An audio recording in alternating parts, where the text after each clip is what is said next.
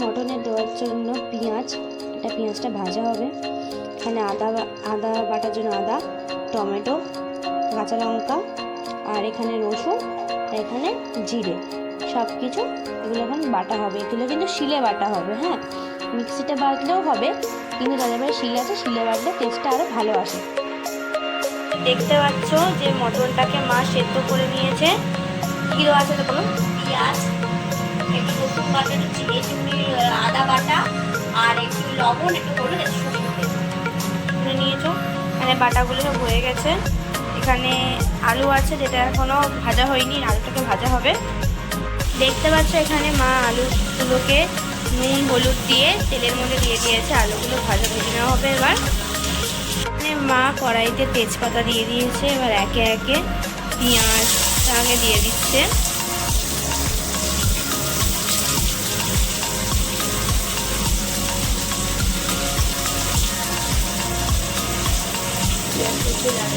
এখানে পেঁয়াজটা লাল লাল করে মা ভেজে নিচ্ছে।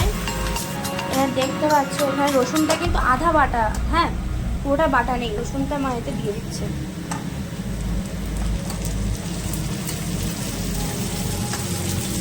রসুনটা দিয়ে কিন্তু ভালো করে কষাতে হবে, তারপর আবার মশলা দিয়েও কষাতে হবে জিনিসটা, হ্যাঁ, আর অবশ্যই স্বাদ মতন লবণ।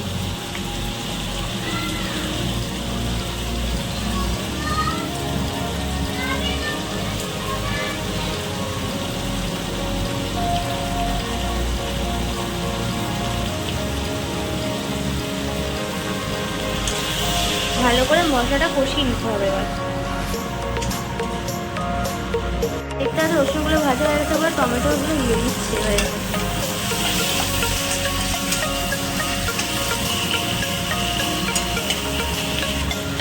একসাথে যে আদা বাটা, তারপরে এখানে যে জিরে বাটা, ওটা দিয়ে দিচ্ছে, জিরে গোলমরিচ সব রকম বাটাগুলো দিয়ে ভালো করে কষিয়ে নেবে। আর ঝাল যে যার মতন দিতে পারো, ঝাল যে যতটা খাবে সে তার মতন ঝালটা দিতে পারো। আছে এখানে মা মাংসগুলো একে একে দিয়ে দিচ্ছে। কিন্তু হ্যাঁ, মাংসের যে সিটি মারার পরে যে জুসটা বেরিয়েছে ওটা কিন্তু মা এখন দেবে না, ওটা মাংসটা কষানোর পরে দেবে। দেখতে পাচ্ছ মাংসটা এখানে কষানো হচ্ছে।